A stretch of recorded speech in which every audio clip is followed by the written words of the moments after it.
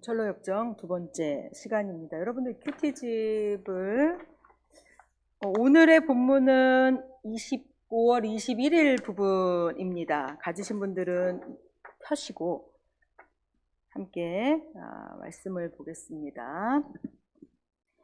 철로역정은 굉장히 놀라운 방식으로 우리에게 신앙생활을 보여줍니다. 특별히 간접적인 방식으로 우리를 깨닫게 합니다. 즉 나태, 거만, 방자 이러한 사람들이 이렇게 누워있는 모습을 딱 보면서 거만과 나태가 저런 모습으로 내가 저렇게 누워있는 건가 보다. 게다가 그들이 발에 족쇄가 채워진 것을 보면서 그래서 혼자 못 일어나겠구나. 만약에 내가 나태와 거만과 오만에 빠지면 저래서 혼자 못 일어나겠구나. 못 일어나서 순례의 길을 못 가겠구나. 이렇게 간접적으로 우리에게 깨달음을 줍니다. 그런데 이 철로역정의 이러한 비유의 부분은 문학적인 장치일 뿐만이 아니라 사단의 공격 방식이기도 합니다. 즉 사단은요 간접적인 공격 형태로 우리를 공격하는데 철로역정의 대다수의 부분은 사단의 간접 공격을 이야기합니다. 아까 말씀드린 단순, 나태, 거만 이 부분이 우리 큐티집에는 9페이지에 자 이렇게 얘기하는 거예요. 책에서 보면 이렇게 합니다. 자 보겠습니다. 화면 한번 볼게요. 크리스천이 자고 있는 그들을 향해 막 깨웁니다. 깨우면서 단순히 이래요. 위험해요. 일어나세요. 여기서 이렇게 잠들어 있으면 안 됩니다. 위험해요. 이렇게 얘기했더니 단순히 이렇게 말하는 거예요. 도대체 뭐가 위험하다 그럽니까? 그리고 나태는요 옆에서 이러는 거예요. 조금만 더 잘 건데 왜 깨우시는 거예요? 거만은 이렇게 얘기하는 거예요. 사람마다 생각이 다르고 가는 길 다 다릅니다. 괜히 끼어들어서 이래라 저래라 하지 마시고요. 되게 앞가림이나 잘 하십시오. 이렇게 얘기합니다. 자, 이러한 사람을 우리가 만납니다. 우리는 신앙생활의 여정에서 이러한 사람들을 만납니다. 이러한 사람들을 만날 때 우리는 이런 생각이 들죠. 내가 이렇게까지 신앙생활을 안 해도 되는 건가 보다. 그래, 교회 생활이 내 인생의 전부는 아니지. 내가 잘 조절하면서 하면 되는 거지. 왜 교회에서 내 신앙생활을 이래라 저래라 하는 거지? 라는 생각이 듭니다. 이게 뭐냐면 이 간접적인 공격은 우리의 믿음의 균열을 내는 거예요. 우리의 신앙의 균열을 내는 방식입니다. 이러한 공격 방식이 철로역정에 너무 많이 나타나요. 청년 때 우리가 청소년 때 순수했던 그러한 신앙의 하나님의 일에 전심으로 임했던 사람들이 나이가 들면서 신앙이 약해지는 이유가 바로 이 공격을 너무 많이 당해서 그래요. 직장에서 맨날 그러는 거야. 그렇게 해가지고 어디 성공하겠어. 늘 사회에서 듣고 내가 만나는 사람들마다 이러는 거예요. 그러니 점차 이제 균열이 생기는 거예요. 그거는 청년 때 정도만 그렇게 믿어도 되는 건가 보다. 그래, 가정이 있고 내가 직장이 있고 그러는데 내가 그렇게까지 할 열심이 어디에 있어? 이렇게 균열이 가게 하는 거 사단의 간접 공격입니다. 그래서 나이가 들수록 하나님을 더 사모하고 나이가 들수록 교회를 더 사랑하는 이들은 존경해야 돼요. 왜냐하면 이러한 모든 공격들을 이겨낸 거예요. 늘 그 간접 공격에 시달리면서 균열이 생기고 맞아. 그건 그때나 가정이 없을 때나 가능한 거지. 아기가 없을 때나 가능한 거지. 늘 이렇게 우리에게 간접 공격을 함으로 말미암아 내 생활을 신앙생활을 아주 위축시키는 거 이거 사단의 간접 공격 방식입니다. 순례자는 이러한 간접 공격을 수없이 받습니다. 그런데 오늘 제가 여러분들과 함께 만날 장면은 사단이 아예 직접적으로 나타나는 장면입니다.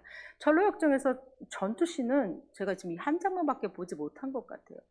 이렇게 간접적으로 공격하다 직접 자기 얼굴을 나타내는 장면이 오늘 제가 여러분들과 함께 볼 장면입니다. 자, 지금까지 계속 간접적으로 누구를 보내고 다른 사람들을 통해서 역으로 이렇게 옆으로 공격했는데 직접 아주 무서운 자신의 본체를 드러냈다라고 한다면 이거는 사단이 아주 이 지점이 중요하다고 판단했기 때문 아니겠습니까?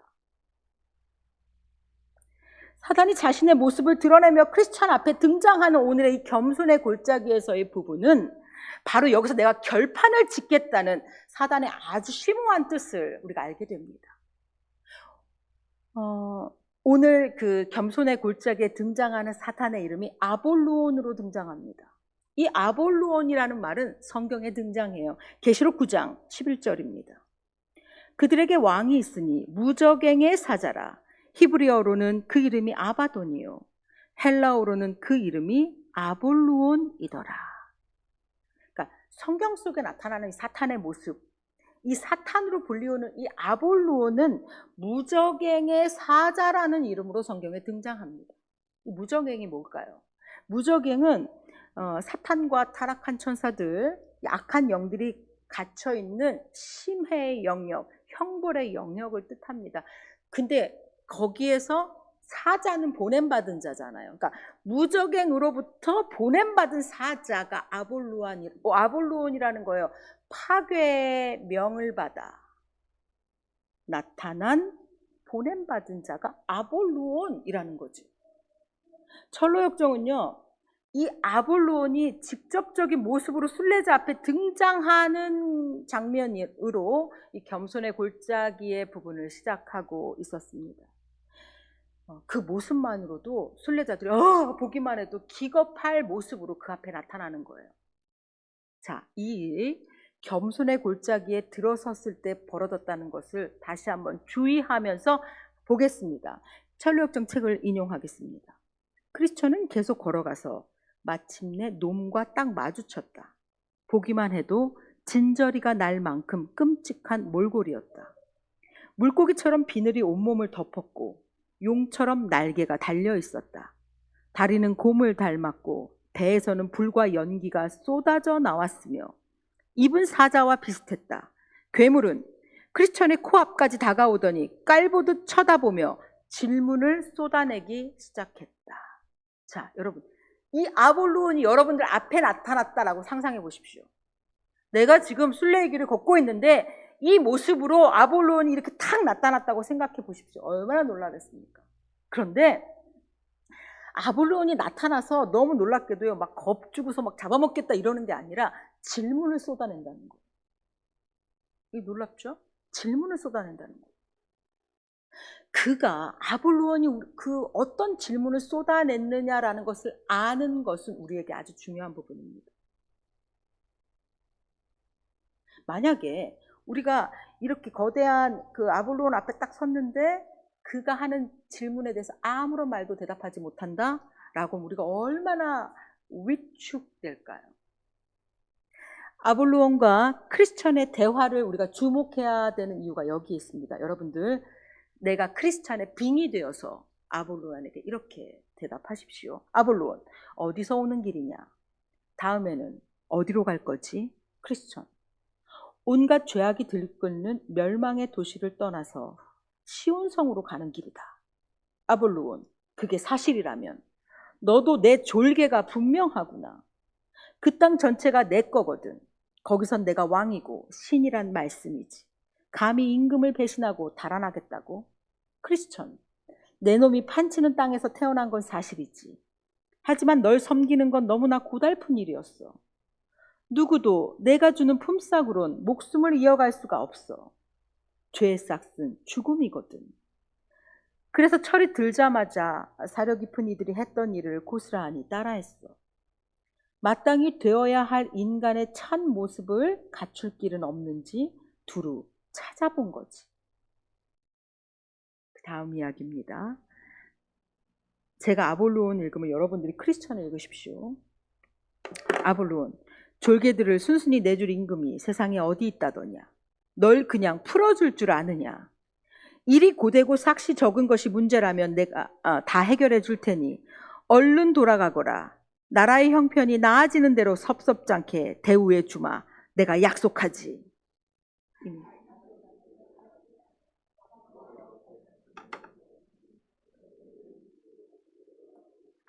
주님께 삶을 바치고 그분을 섬기겠다고 주절거리다가 침이 마르기도 전에 냉큼 등을 돌리고 날 찾아오는 인간이 어디 한둘인 줄 아느냐.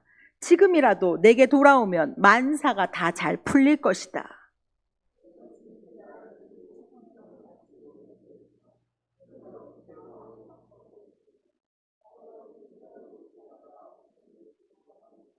나한테도 그러지 않았느냐. 하지만 지금이라도 뉘우치고 돌아오기만 하면 다 눈 감아주마.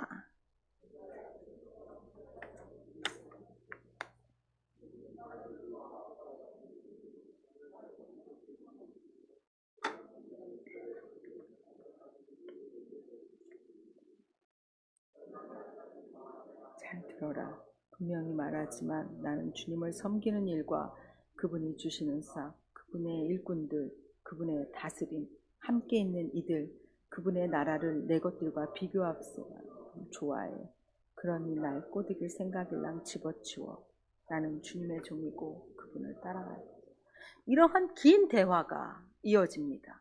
이 대화의 요점이 무엇입니까? 이 장면은 철로 역정의 핵심을 담고 있습니다. 아볼론이 이렇게 얘기하는 거예요. 이 땅에 태어났으니 넌 내 거다. 이 땅은 내 건데 여기서 태어났으니 너는 내 거다. 우리가 세상의 죄와 세상의 권세가 인간을 당연히 자기 소유로 여긴다는 것이 여기 너무 여실히 잘 드러납니다. 사단은 언제나 이렇게 얘기합니다. 넌 내 거야. 내 말대로 해야 돼. 넌 내 소유야. 크리스천이 이렇게 얘기하죠. 그래, 예전엔 그랬어. 그렇지만 지금은 그렇지 않아. 그랬더니 아볼론이 회유하는 거예요. 돌아오면 섭섭지 않게 잘 해줄 테니까 거기서 술래고 뭐고 고생하지 말고 살던 대로 살아. 그러자 크리스천이 다시 한번 얘기하는 거예요. 나는 이미 왕께 속했어. 자, 이 장면은 세 가지의 신앙의 아주 중요한 구조를 보여줍니다. 첫 번째, 신앙이라는 것은요, 우리가 순례자의 길을 나섰다라는 것은 소속이 전환됐다는 겁니다. 인간은요, 중립 상태에 머물 수가 없어요. 죄의 권세 아래 있거나 그리스도의 통치 아래 있는 거예요. 근데 우리는 쉽게 그리스도도 반절, 세상도 반절 이렇게 생각합니다. 그런 거 없습니다.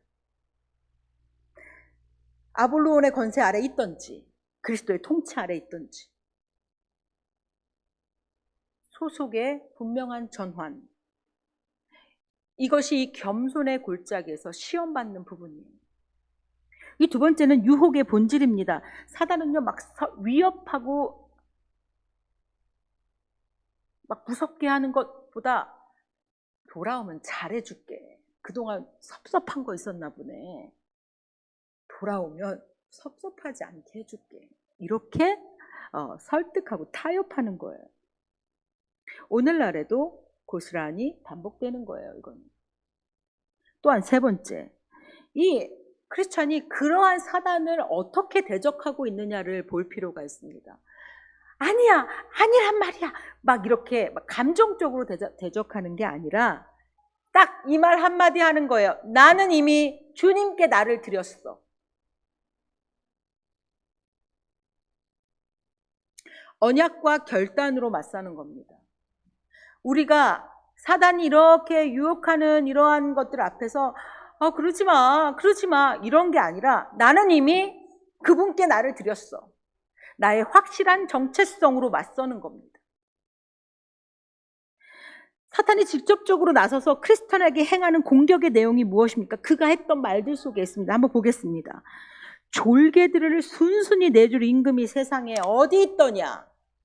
널 그냥 풀어줄 줄 아느냐? 이게 사단이 우리를 끊임없이 죄의 권세로 다시 돌아오게 하려고 애쓰는 사단의 이유예요.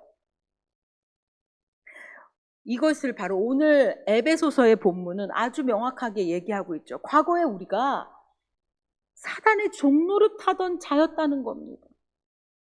에베소서 2장 3절을 우리가 같이 읽겠습니다. 에베소서 2장 3절입니다. 시작.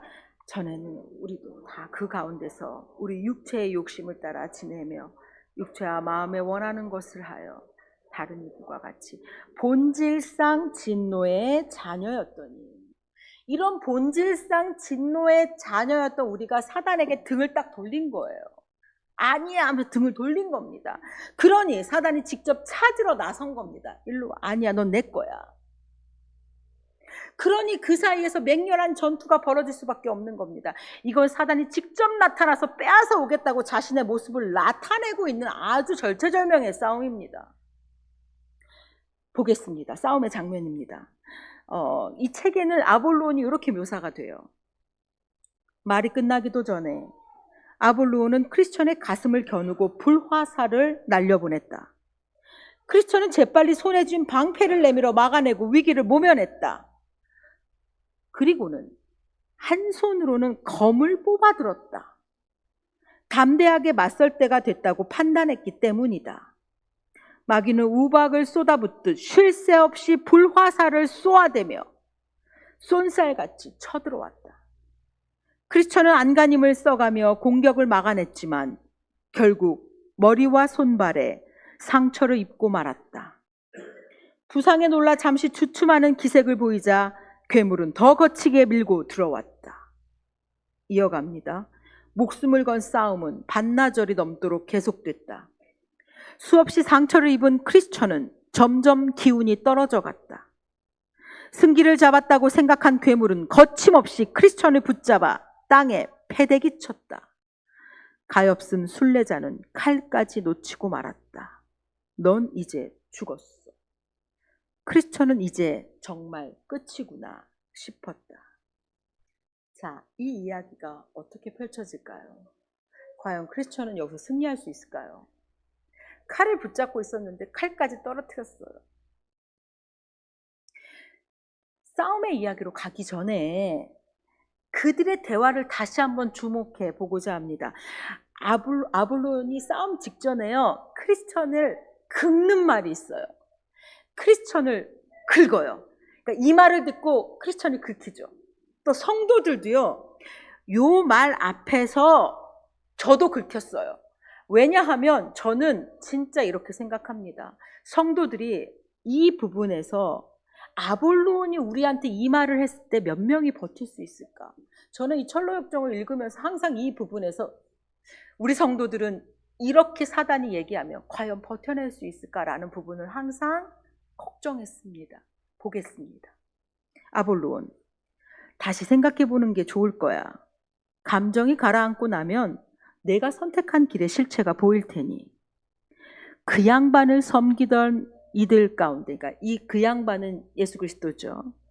이들 가운데 상당수가 나와 내 길을 등졌다가, 아볼론의 길을 등졌다가 비참한 최후를 맞았다는 것쯤은 들어봤겠지? 너는 그 어른을 섬기는 쪽이 내 밑에 있는 것보다 한결 낫다고 여기는 모양인데, 즉 너 세상에서 떠나서 그리스도의 통치 아래로 들어간 게 좋다고 믿는 모양인데, 이런 뜻이에요. 그 다음부터 보십시다. 혹시 알고 있나? 그분은 거처에 콕 박혀서 자신을 따르는 이들을 내 손에서 건져내기 위해 밖으로 나와 본 적이 없어. 하지만 나는 그렇지 않다고. 세상이 다 아는 얘기지만 나를 열심히 섬기는 애들이라면 나는 그분과 그 길에서 되찾아왔다는 말씀이지.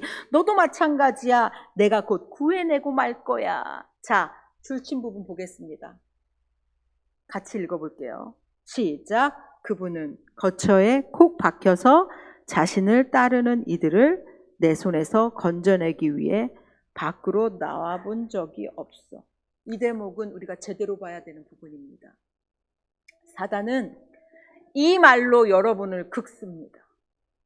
즉, 그분은, 너가 믿는 그분이 너 지금 어려운데 나타났어? 이렇게 묻는 거예요. 이렇게 어렵다면 나타나야 되는 거 아니야? 이렇게 직접 나타나서 직접적인 도움을 줘야 되는 거 아니야? 라고 지금 긁고 있는 거예요. 골짜기를 지나는 성도들이 쉬이하는 오해가 무엇입니까? 하나님 어찌하여 잠잠하십니까? 제가 이렇게 고통 속에 있는데 하나님 어찌하여 잠잠하십니까? 이 대목을 정확하게 아볼로온이 공격하고 있는 부분입니다. 아볼로온 이렇게 공격해요. 그럼 나타나셔야지. 당신의 통치하는 자가 어렵다면, 고통당한다면 나타나셔서 건져셔야지. 직접 건져내셔야지. 그분이 거처에 콕 박혀있다는 걸 너 모르니? 이렇게 우리를 긁는 거예요. 순례자가 지금 그 자리에서 막 싸우고 있는데 봐봐. 지금 너가 싸움의 와중에서 콕 박혀 계시잖아. 안 나타나시잖아.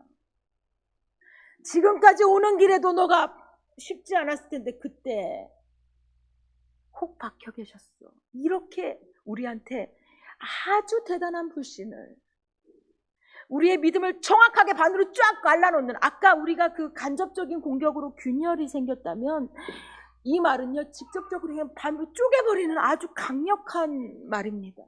이 사단의 공격 앞에서 어려움의 골짜기를 지날 때 많은 성도들이 여기서 다 넘어지는 거예요. 왜 나타나지 않으시지? 어찌하여 잠잠하십니까? 사단은 지속적으로 이 부분에 대해서 의심을 심어주는 거예요. 그때 크리스찬이 뭐라고 했을까요? 여러분들 오늘 이 크리스찬이 말하는 대목을 우리가 주목할 필요가 있습니다. 사단이 그 아볼로온이 바로 이렇게 얘기해. 콕 박혀 계셨잖아. 언제 나타나셨어? 라고 얘기하자 크리스찬이 이렇게 얘기합니다. 같이 읽습니다. 시작.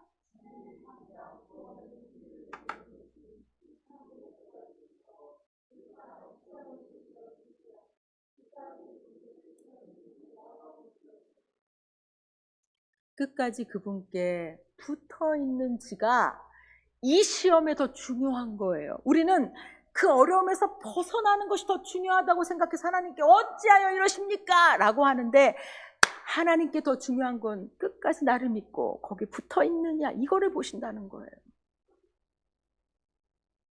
여러분들이 이렇게 대응하셔야 돼요. 나는 붙어 있어. 나는 붙어 있을 거야. 하나님은 내가 진짜 하나님을 사랑하시는지 지금 이 과정 속에서 시험하시는데 나는 절대 그분을 떠나지 않아. 이렇게 대응하셔야 돼요. 이 분명한 믿음이 이 크리스천이 이후의 전투에서 어떻게 나타나는지 우리는 아까 그 전투씬에서 보게 됩니다. 크리스천이 아까 칼을 딱 떨어뜨렸어요. 그죠? 크리스천이 칼을 딱 떨어뜨리면서의 장면입니다. 보겠습니다. 크리스천은 이제 정말 끝이구나 싶었다. 그러나 마귀가 몸을 한껏 젖혀 최후의 일격을 날리고 선한 순례자의 목숨을 완전히 끊어놓으려는 순간 하나님이 간섭하신 덕분에 크리스천은 힘껏 팔을 뻗어 떨어진 칼을 잽싸게 주워 들고 외쳤다. 자, 이 미가서 7장 8절의 말씀을 여러분이 외치셔야 돼요. 같이 읽습니다. 시작. 나의 대적이여 나로 말미암아 기뻐하지 말지어다. 나는 엎드러질지라도 일어날 것이요 어두운 데 앉을지라도 여호와께서 나의 빛이 되실 것임이로다. 이 칼을 뽑는다는 건, 이 칼은 성령의 검이에요. 말씀의 검이에요. 싸움에서 칼을 빼다 이렇게 칼을 뽑는 이 장면은 이 영적 싸움에서 아주 명확하죠.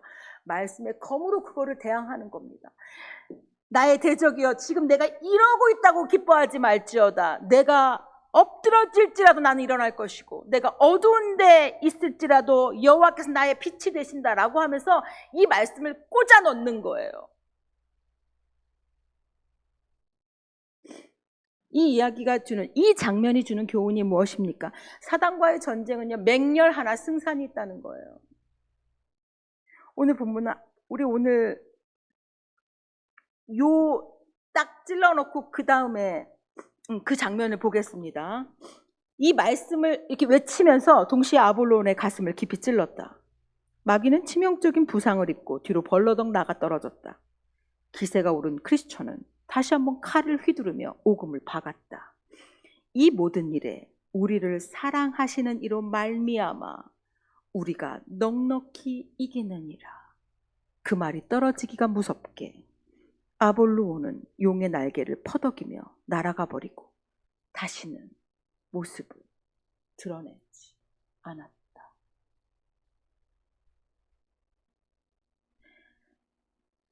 이 로마서 8장 37절 말씀을 우리가 같이 읽겠습니다. 시작. 이 모든 일에 우리를 사랑하시는 이로 말미암아 우리가 넉넉히 이기느니라.